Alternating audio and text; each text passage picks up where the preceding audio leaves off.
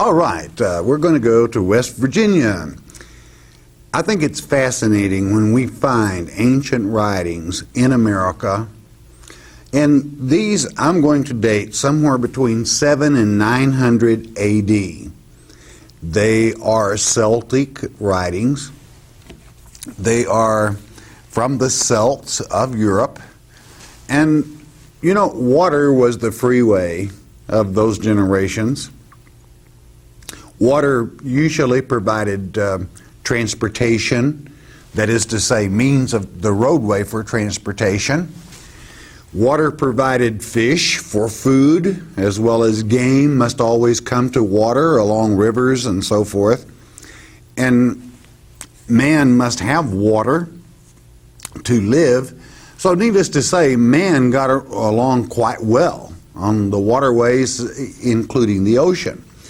But in West Virginia, and we're only, many of you will remember the Wyoming petroglyph, where a priest had written a winter solstice a petroglyph describing the birth of Christ.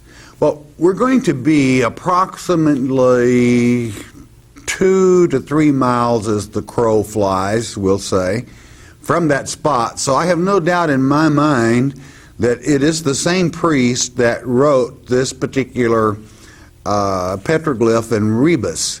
It is his style, and as you know, you can always kind of tell by a man's style.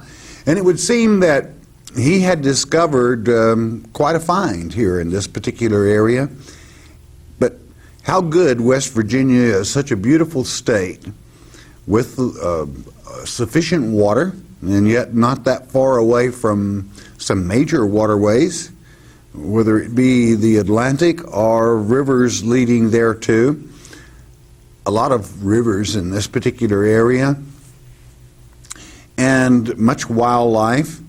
Thus, quite a population, even at this time, 7 to 800 A.D., as you will determine in the documentary. So, with that having been said, we thank Robert Pyle and his wonderful family and all the people of West Virginia that assisted us in this. Hospitality, how fantastic when people make you feel so welcome. It sure makes you always want to go back again, and I'm sure we will see them again and get deeper into some of the things, artifacts, petroglyphs that they have found there. So, get set, here we go, West Virginia. Ladies and gentlemen, again in West Virginia. We're in the county of Wyoming. And again, somebody that needs no introduction, Robert Pyle. Robert, it's so good to be back with you, and you have a guest today that we're anxious to meet. Yes. Introduce him to us, won't you? Yes, sir, I sure will. Mr. John Grant from Grantsville, Maryland. Hi, Bob. John. How are you? Good to see you. Fine, good seeing you too. Right. Yes, John has been quite involved in petroglyph research, not only in North America, but in Europe, in Ireland, Scotland, and several other areas, I'm sure. Yes. But I'd contacted his brother Bill, who lives in Scotland, and is a Celtic linguist. And John had studied Celtic languages under the late Dr. Robert Myers from the Catholic Diocese in Washington, D.C., and had the pleasure of having Bill and Dr. Myers and John at the Wyoming County Petroglyph. So it's only fitting that he's here with this one, and the one that Ray and Kathy Dameron's. So we're really interested in knowing what you have to say about this one, and as well as Dr. Murray too. So okay, now this is it. Bob, I am, as I told you earlier, I'm sort of filled up because I can recall when we were down here in 1983 with Dr. Meyer. Dr. Meyer at that time said, if you can find something that will compare to this either here or abroad, it'll be one of the greatest finds as far as Celtic literature is known, as for the find of the Dead Sea Scrolls in Palestine. And so it is that you found that the Dingus petroglyphs, they were similar, but not exactly. And this is so close to what we had over at the other site near Oceana that I'm just amazed by. I'm also interested to see that there are several new symbols that I can identify, and then one that's sort of unknown to me. Can I point them out to you, Bob? Oh, sure. Yeah, I would like for you to do that. Up here, Bob, is a delta sign, and yes, I'll use this stick to point it. This delta sign, it has several connotations to it. It can either be like a Hebrew delta, which would be symbolized door in one way or the other. The other thing is that I found a symbol just exactly like that, with the exception of the fact that it only had one dash here instead of two on a stone in Ireland. It's called a portrait stone. And that sort of surprised me to see that. And it is one of the very things that has a tie to other petroglyphs in foreign countries. This symbol over here that looks like a lambeth of some kind, some form of lambeth, is different. That hasn't appeared on any of the other petroglyphs we've had so far. I have a hunch perhaps that somewhere along the line this may have a zodiacal tendency to talk about the season, or perhaps the position of the sun or the moon, something like that. Because when this was talked about in the portraits petroglyph, it had to do with the sun. As I say, this one I'm not too sure. Right. Now there are two other things over here that Bob, that you and I both find tremendous. This we have, and it's called a rebus. And can the camera pick this up? Yeah. All right. It's called a rebus, and this would be, of course, be the mast. And Bob, you say you found a second one like this? Yes, and it's just less than a mile from this site, and it's really unique because of the fact that we in archaeology look for repeats at petroglyph sites. Those symbols indicate that have been repeated, communication, meaningful symbolism. Now, one of the other things I found repeated on some of the other sites is this thing looks like a little X. That's the IA symbol that is used in Ogham. And of course, when we talk about Ogham, we're talking about these lines here. And of course, we want to remember that these are all abstract symbols. They're not pictures. They're abstract symbols, meaning words. Once again, we have the thing that looks like a lambeth picking up here. And this is one that, Bob, you always told me, don't let your finger lead your brain. And so I'm holding back on this, but it certainly resembles a Hebrew, the Hebrew Ashah. And of course, then we have the symbol up here that appears on the others, and it could be a form of a cross. Sure. Bob, I've been doing a lot of talking. Oh, that's fine, because I'm not a linguist. I'm an archaeologist, and so I try to make sure that what I have chalked out has been accurately done, and all that the marks are of the same time period. And again, that I just try to make sure that the archaeology is done as correctly as possible, and I depend on the linguists such as yourself and Dr. Myers, and unfortunately that Dr. he's not with us now, but maybe he is with us. Dr. Fell, yeah, that's right. Dr. Fell is gone too. One of the things that intrigues me is this. Is that a form of Cairo, Christ our Savior? Yes. And it will be interesting. Once again, we don't let our brain lead our finger, but that's intriguing there. Yes, well, the other symbol that I refer to as a boat rebus as well is a very important discovery, and we'll be visiting that site today also. Okay, fine. So we'll pick up on that at a later date. One other thing I'd like to point out that appears in a lot of these petroglyphs, it looks like an arrow. Actually, it's one of the Ogham symbols sort of run together. But it looks like an arrow. You have one here, you have one that appears in here somewhere. Here is one here. And as Dr. Murray and you had indicated, this being the stem line and these being the marks above that. Part of the mark. Okay. Yes. Yeah. And then, of course, we have these small Tifnik, or not, perhaps. It's okay. There I am dwelling in this area I'm not supposed to. Right. Okay. But apparently, who did this must have had a very close tie to the person who did the other one, over near Oceania, because the symbols resemble each other very much. I believe the Cairo especially. Yes, yes. So, would you great. like to add something to this? Yeah. I would like, if you could, only if you wish, but it would be so appropriate if you could just mention the song in Ireland about St. Patrick.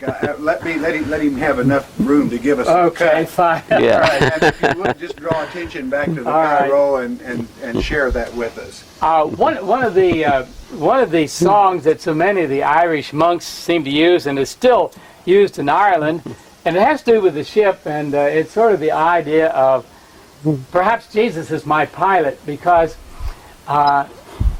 when St. Patrick first came to Ireland, they asked him, about his faith and what he was, and St. Patrick had a song, a poem that he put to song, which translated goes, Christ before me, Christ behind me, Christ with friend and Christ in danger. And it's a very lilting tune, as so many Irish tunes are. And so perhaps with this boat Rebus, and the fact that there might be a Cairo there, it leads to all kind of speculation that it might be that this man was saying, Jesus our Lord is my pilot. So there we are, sir. Yeah, I think it was in the 5th century A.D. that the hermit-type priests were leaving Ireland, and because of temptation and unrest within the country, and they said that we'll set our sails and the Lord will blow us as to where He wants us to be. And then you look at, here it is, a boat Rebus, and these are the only ones, this one and the other site are the only 2 boat Rebuses that I know of in West Virginia. Yes. That's an interesting point, and this gets into the legend of St. Brendan, who, as you said, the Irish monks would set sail from Ireland without a rudder, just the sail up. The idea that the Lord would take them where He wanted them to go with the wind.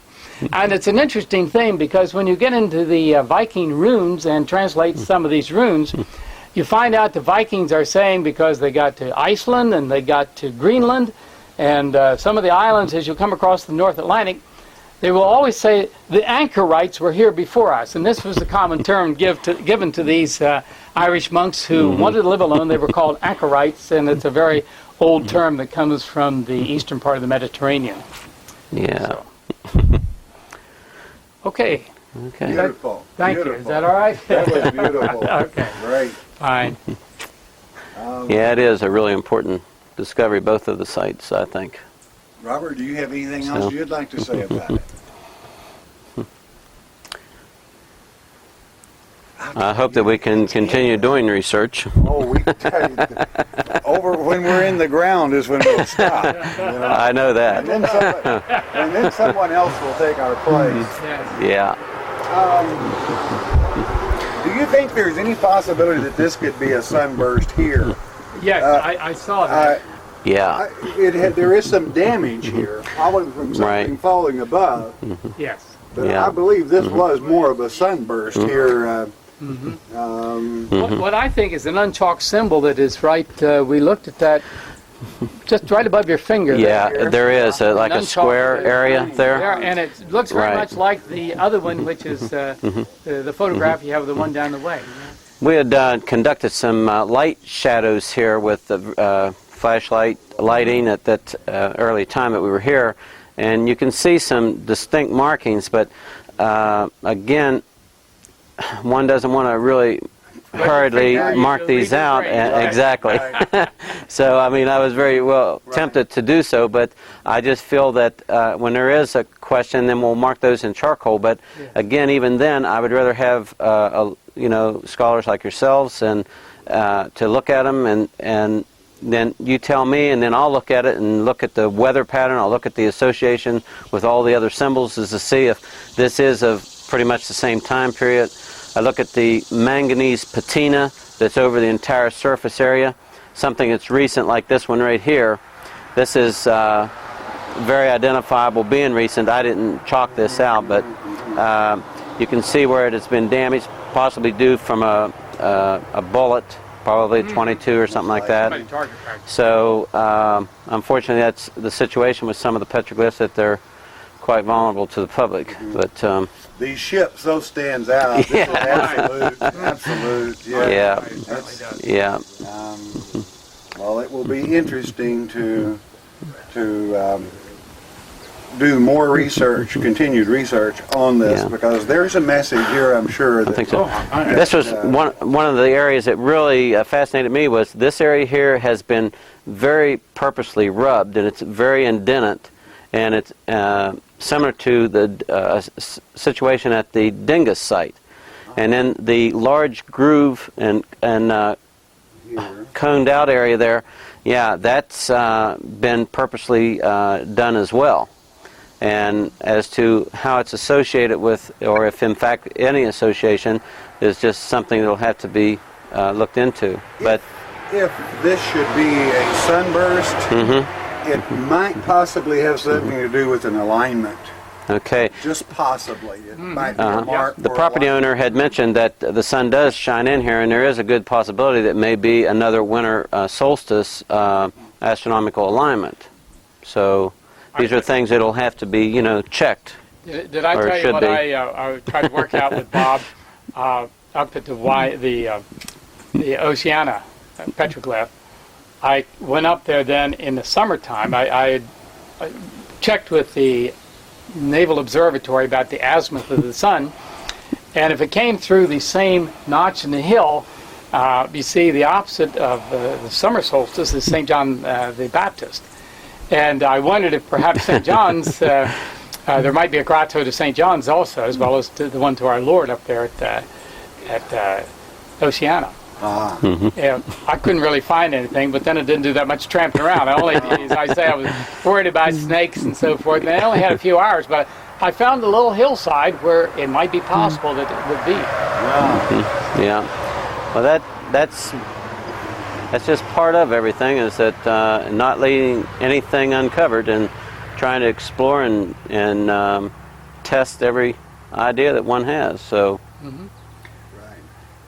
I would like to say to the young people, you can see this bullet hole where somebody probably has thought, well, does my old 22 work all right? I want to say something to the young people. Yeah. And especially when I have one of my countrymen here with me. The Irish believe in preserving things.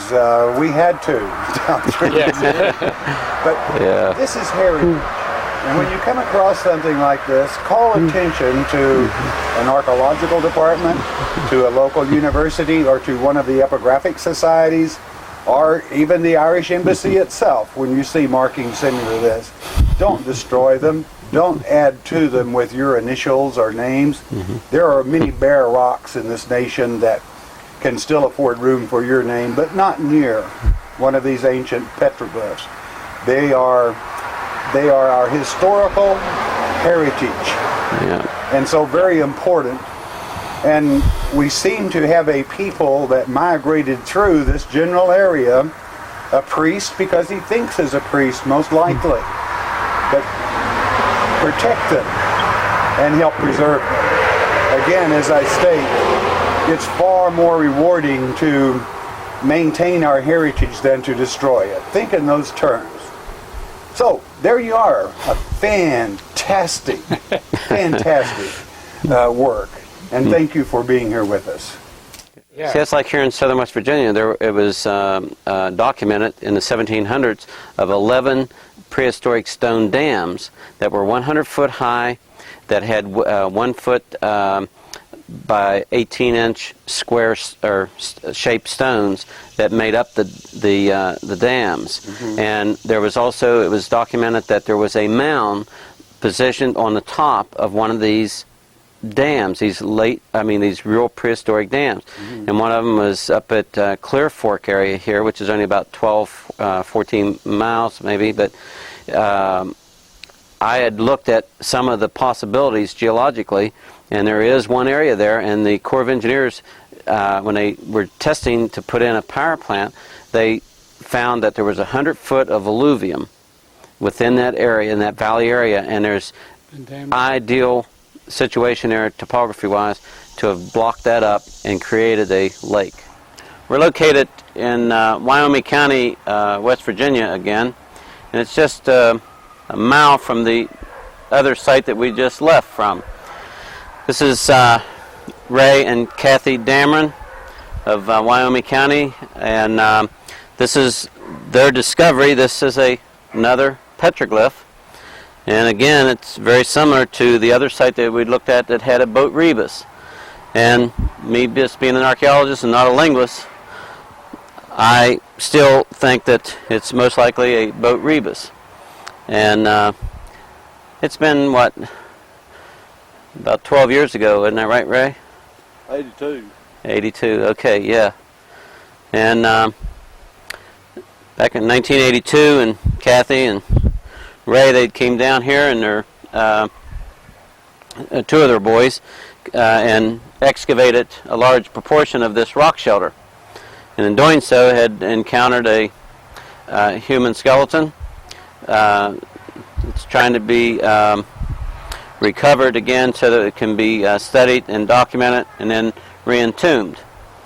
And the many bone artifacts that have been found here are very special and very well crafted. And I guess if these early Native Americans were in contact with any of the scribes or any of the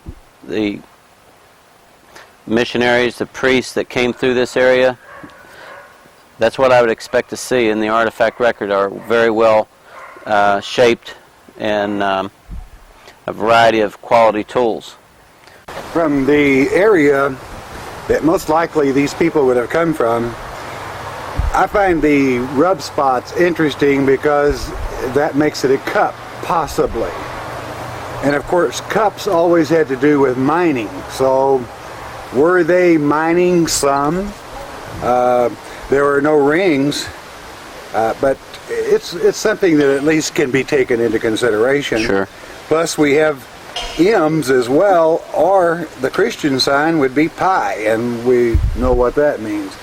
There is also overall a delete, like we had at the other crossing, with a chi as well. So it needs study, certainly. Okay, we've translated the panel that you're going to be shown. I think you'll enjoy it. It is amazing that men's language still, we derive the same concerns and warnings and so forth. A message has always been a sign or to deliver a message. So with that having been said, let's determine what was this man like that chiseled this particular petroglyph and rebus. Well, it's obvious he was a priest or a man that loved the Lord, and you'll see why. Let's go to the translation, and you can picture the man. Now, this is basically the overall panel, and here I show you the strokes and the letters that they stand for. You will notice in the lower left corner of the screen, you will see a ship rebus. In other words, a boat with a sail and people inside the boat, which is rather fascinating, but also it translates and has a very specific meaning. You will note also that the top line, which would be at the top left, gives you a start, in other words, an introduction, and then down where I have the word written start, you will notice a caret. Well, that's actually part of the chiseling. That means start here. And I will call those to your attention as we go through the petroglyph. Let's take the rebus first of the ship, and we'll translate it from the Gaelic into our present day English. Note the Cairo is Greek, and we noted that this priest used this at the Wyoming petroglyph as well. And note also that the Cairo was part of the sail. And what does it say? It is Christ. And then the BM is B-E-I-M. BIM is smitten. All right, we have that in the fore part of the sail portion. And then down in the ship itself, the individuals create the letters T, C-H-A. Of course, this is a vowelless ogam. They must be added. And then you will note C-O-M-A, at the end. And what do you have? You have Christ was smitten as an abundant, I'll read down. Yes, Christ was smitten and paid an abundant ransom for those who allow him to be the wind or the spirit that drives their ship. And in the rebus, you will notice that the Cairo is up pushing the sail. There are records, and it would seem that our Irish friend that was with us mentioned this, but I think it's worth mentioning again, that there were certain priests that actually would not use a rudder, that simply set sail and prayed and let the Father push the vessel. So we see a proof here in ancient writings in America, in West Virginia, of this one priest that drifted to this particular place. I find it fascinating that God himself stated to the priest that he would scatter them with the people. And we found priests in more places than one. Bat Creek Stone, apparently there were 9 priests there that were buried, and an ancient Hebrew writing there concerning those particular priests. And now let's get on with the translation. Allowing God to drive the sail, we go up to the start, OB, and then GM, and then we have a BH, and then BL. We add the vowels OB. Ob is a river. And GM, of course, is Ogum, and he's identifying the alphabet that he is using. And Bish is like bees, the state of affairs. And it translates, by this river, and I cut this Ogum message, they are thick as bees, that is the state of affairs. Now it was strange because I did not see a river at this place, and I called a gentleman, I will not say who, and I said, I don't quite understand this, because it states that it's by a river. And I don't remember seeing the river, and he stated, well, that was changed. The course of the river was changed, that this particular stone was actually part of the river bank. So we have this man, this priest, saying, I am by this river, I cut this message in stone, they're like bees around us. That is the state of affairs. It is rare to find the actual word Ogum, which is a Gaelic word as well as an alphabet, and I felt real fortunate to actually find it utilized to explain the message and the method that was utilized by the priest to convey the message. I really like that. I do. Okay, back to the translation on the start. You notice I have the word start, and there is a caret there on the particular drawing where it says start, and I don't see it at this moment, but I'll call it to your attention. We will have a chi alpha just below that word start in the drawing, and I'll picture it better for you. And what chi alpha? Well, there you have it. It is titled Cairo, and it's actually chi alpha, which the caret meaning this is the start. The priest could not help writing at the same time, Christ is always the beginning. All right, alpha being the beginning and the chi being Christ. Okay, now on into the translation. They stipulate on the wall that I am, came, am, eb, ed, I, ma, and g, which being translated, and I see that we have Christ is always the beginning there by the caret, if you can see that, okay? And what it means, we went around a large number on the other side. We evaded a large number by going on the outside. That's what the line reads from the caret there. Now, if we can pull the arrow, up to the road, the BLT. Let's take it over to the BLT. That forms a word by itself, which you see there by the arrow, the place where many roads come together, BLT. Now, we notice that there is a long road there, the BLT meaning a place where many roads meet. Notice basically a map of the area. Let's take the arrow right up the road there where two crossings are, and we see some forks where valleys and various rivers or things come together. And I'm not going to describe it too much, or it would give the location basically from this map of where all these things were. So it was a place. And I called the man back after the full translation, and I said, it would seem this was quite a metropolis at one time. So he said, why do you say that? Because actually it was. And then explaining to him that he had mentioned about going around, and with the subject being the river, gone around on the other side of the river, they had passed a large encampment. And let's get back to the translation then, and we'll see another message that he gave us. The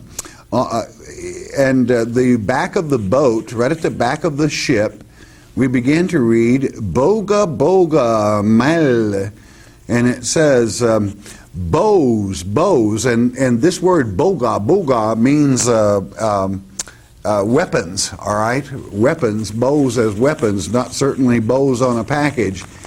Mal is thousands in Gaelic.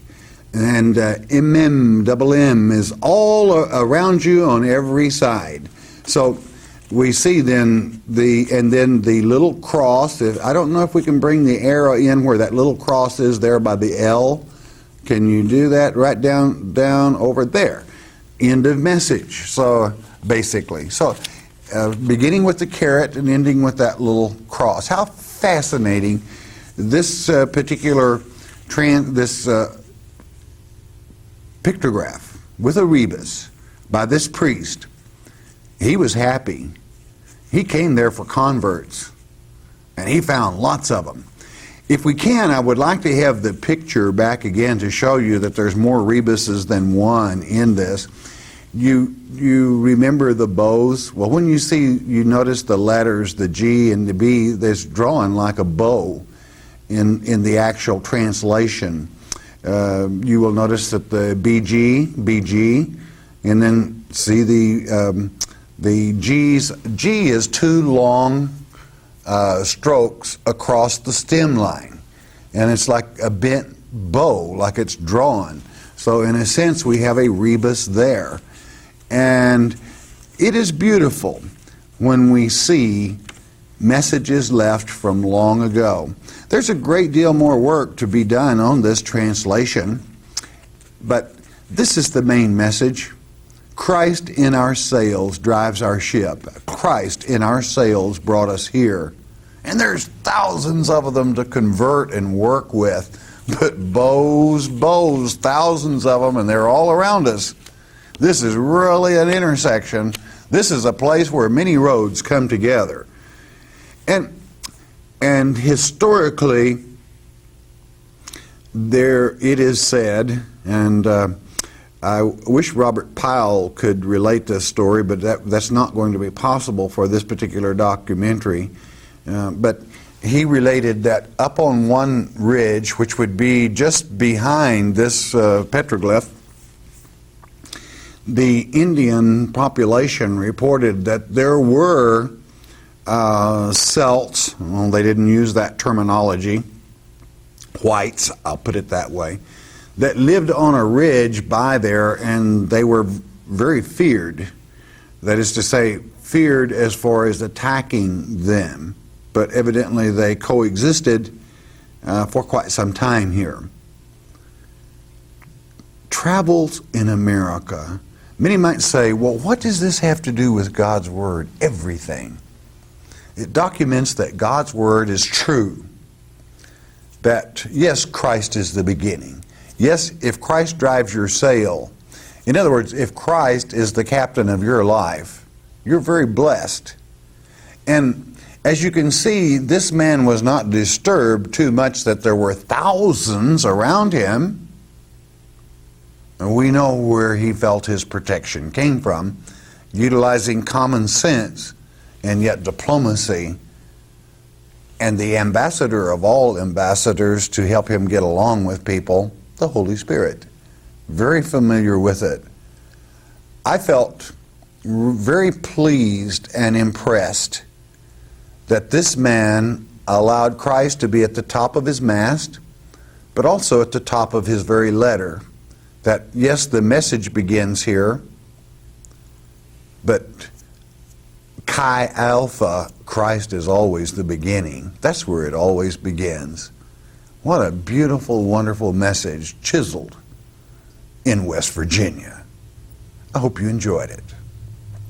30 years he has spent, and in the last 5 years he has put into documenting much of the work that he has done. He has written a book titled All That Remains, which I think is so appropriate. A West Virginia archaeologist discoveries. And of course, that West Virginian is none other than Robert Pyle, who has been so gracious to spend this time with us. You know, much of the work, and what I find about this is so good, it's not just your typical book of saying this documents this fact and that's it. Mr. Pyle is a teacher, and it does not only document the fact, he teaches you and leads you through certain finds, how they came to pass, where he found them, and it's all documented with picture, and one picture says 1,000 words, and I forget how many pictures there are in this, but it's a lot of them, and we're going to have them available here at the chapel. I know you're going to enjoy All That Remains. All That Remains, and all you have to do is contact the chapel. We'll have them in hand, and feel free to write Mr. Pyle if you like after you receive the copy, and congratulate him on what a great job he has done. You know, dedication to a purpose, to document that all that remains should also be taken care of. So when you're out in whatever state and you find one of these ancient remains, protect it, take care of it. I know this is going to be educational to you, and I know that you would enjoy receiving a copy. Again, All That Remains, and how precious it is that we have people with dedication to protect that does remain. Thank you. It's been a pleasure having you with us through this hour with Robert Pyle.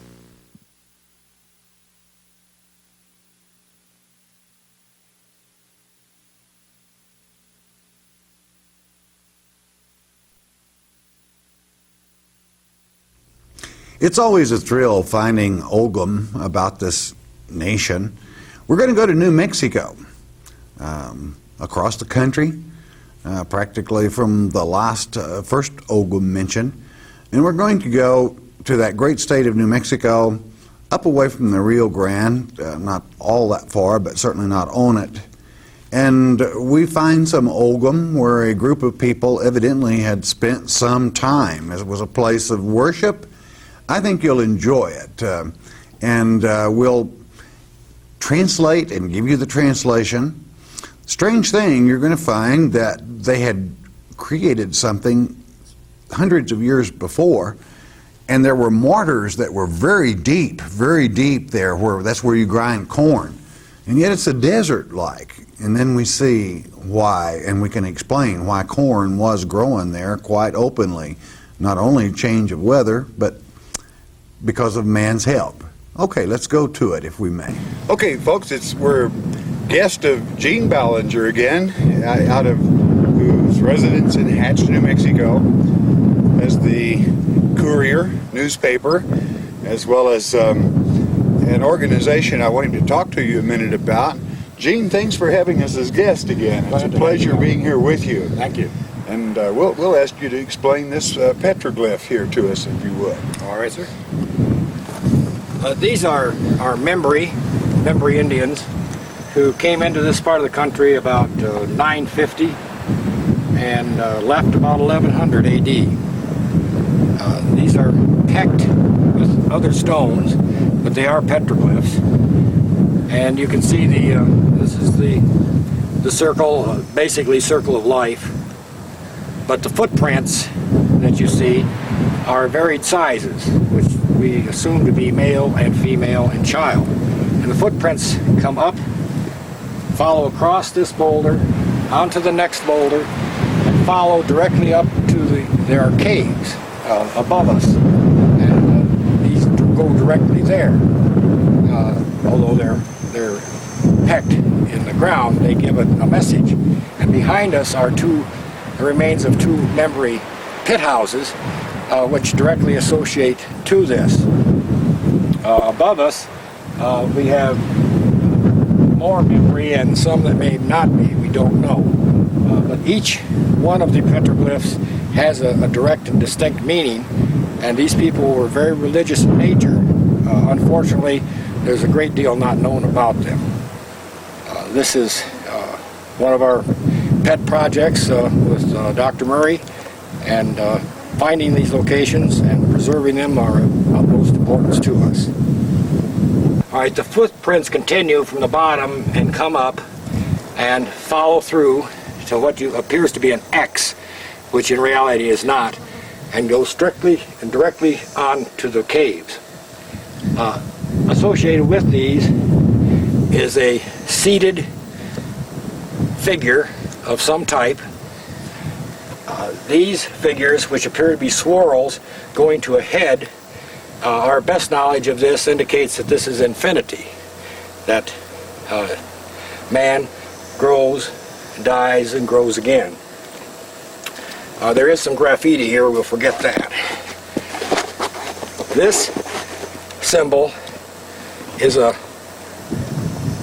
same thing done by a different party. And these people were very religious, and their maker, their god, was symbolized in the way that they saw him, very much as they do today. This symbol is the best that we can determine the symbol of the God himself as they see him. But these were not done by the same, they were done by the same people, but not done by the same persons. And we find that when you begin to understand the messages that they were relaying, that they were very explicit in what they say, whether they are directing you to a water site or to another village, or in this case to caves. They were leaving these messages for other people. We are now above the petroglyphs, headed up toward the caves, and this particular canyon was known for the number of massacres by the Apaches between about 1849 and 1880. At the other end of the pass is an old cavalry fort. This trail was used by a stage company from 1859 on to the 1880s.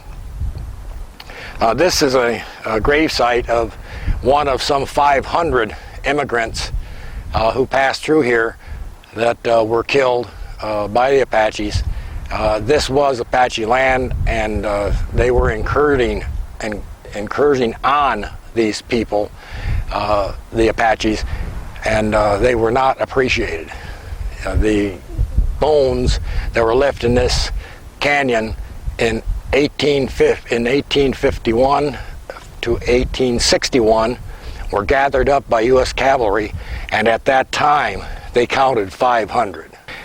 We're up at the top almost of the ridge now, below the petroglyphs as they walk up and they come toward these caves. And one is hard to see. This entrance isn't too bad. There are 2 or 3 more along this ridge. We do not know if these caves were used for protection or if they were used for comfort or religious purposes. We do not know. But we do know that the time period is about right. And perhaps used by very ancient man because of the smoke black. In modern times, this particular cave has its own history. In Deming, which is many miles from here, there was a robbery back in the 1880s, and the robbers were eventually caught. But the loot was never found anywhere, until recent years, perhaps the last 15, just happened to be a leather bag found in this vicinity, probably this cave, that came from that robbery.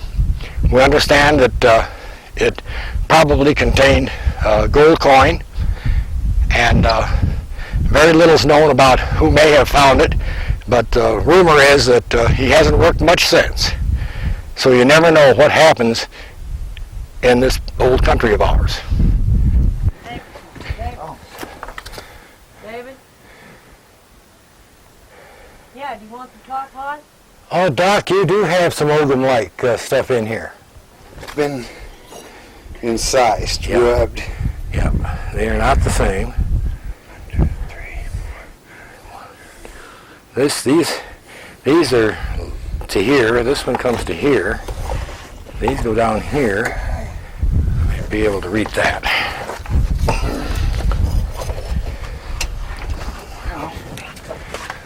I was leaning against this one. I didn't bring a chair or anything. 3, 2, 3.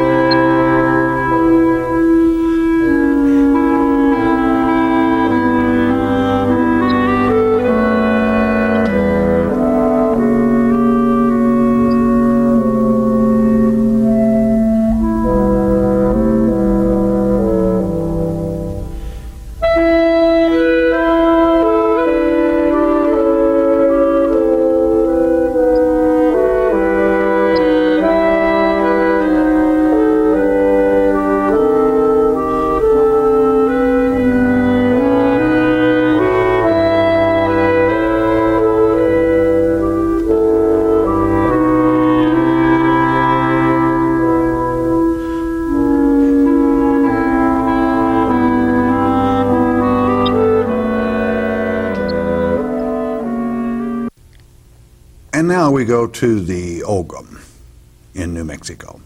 There we have it, and we'll give you a little help there. How beautiful to find in this particular place LGHMBBLBN. What does all this mean? Well, let's go for a translation and see what we can find. And you find the very Celtic writing. ELG is always is an ancient name for Ireland. H is the thorn bush or tree. IMBE, MB, is a weir in ancient Saxon, or dam, what we would call in modern day English a dam. In BE is, we're going to homestead this, or farmstead if you like, and BAN, fair, blessed. So this is what they said. We Celts have built this thorn-shaped weir or dam. We homestead it and ask fair blessings. So these as well were worshipers, no doubt, of our Heavenly Father. The thorn shape, well, you know what is ironic is that the CCCs, that was a group of a work detail formed before World War II, after the Depression, for young men, whereby they could work for the government, and they did many things. Well, they built a dam here in basically the same spot, area. And with the mortars that were so deep, we were able to see that there was water in the area, and both the American Indian and the Celts lived in this particular place. Now let's go to another impression here. And here we see at the opening of a cave in this same general area, there we have it, FLF in Ogham. And what does FLF mean in Ogham? Well, let's see if we can work out a translation. And it is full, which is shelter, and F with the vowel O is good. And what does it mean? Well, we're standing in the mouth of a cave, and there are other caves around, so shelter is good here. And that meant year-round, apparently, and so fascinating. In the mouth of this same cave, there was a sort of a solstice, and evidently the winter solstice, and you'll see why. Let's go right to that solstice, if we may. You can see the sun drawing there. Let's help it a little bit, if we may, and we will show you the rays of the sun, whereby you have your Ogham strokes, S. And what does SS mean? Okay, SIS is down or under or northward. And what it means when the sun aligns with something in this area, and someone will have to go there on the winter solstice, sun is northmost, sun in, or is in its most northmost position, rather, okay? Fascinating. Right in the mouth of the same cave. This place also had been inhabited by the American Indian for many, many years, probably far longer than the Celts, because it was a place of worship. It was a very sacred place, I feel, for both parties, but especially the American Indian. There were many crosses of the American Indian style, the ancient ones, I will call them, and which meant to their father, which is a earth sign from all directions, this type cross. And it was fascinating to see the worship that had taken place on this place as inhabited by the American Indian. Let's see if we have an American Indian one coming up now. Yes, there we have it. You see the footprint, which appears to be a triangle up above what I'm going to describe here, and that means travel. These footprints started down at the very bottom of this mountain and worked their way up. Now, if I can have the arrow, if I could, it would be very helpful to me. Move the arrow down below that line right there. There you go, right to that. That is a cross. Now, it definitely is. It is shaped as a Hebrew tet. But what this means is this cross, a circle with a cross in it, in Indian Sign Language, usually one of this nature, if there is a dot in each of the four quadrants of that circle of the cross being in it, it means we divided things equally. And in dividing things equally, we see that the larger part of the tribe went south, and pull the arrow back to your left just a little bit. Right there. Now, there's 1, 2, 3, 4, 5, 6, 7, 8 of the major part went south after things were divided. You will notice then on the other side of the circle, we'll move our little arrow right over on the other side, and you notice that on the far left there of your screen, there were 4 parts that went in a direction by themselves after things were divided, and then a group of 5, 2 above may have split from 3, and they went basically in that same general direction also. But here you have a tribe leaving a particular area for some specific reason, and it gives you the directions in which they left there for further tribe members or fellows to know which way they went in their travels. How interesting when all of our peoples left messages. There's nothing new under the sun. Today we have faxes and people leave a lot of messages. Quite frankly, I don't think they're as beautiful as the messages of old. I'm not sure they're as meaningful. when we see that man survived with God's help and how they praised him regardless of who they were. Interesting, you bet. In relation to such sites as these, which must be protected, it's one thing to read about them and see photographs, even television. It's another to see the real thing. And toward that end, a few of us have gotten together, including some archaeologists and others, and we have a program called Southwestern Ventures, wherein we take interested people to these various sites on a weekly basis so they can see firsthand what they are, what they look like, their age, and why they must be preserved. And we'd be happy to hear from you if you might be interested in going on a trip with us sometime.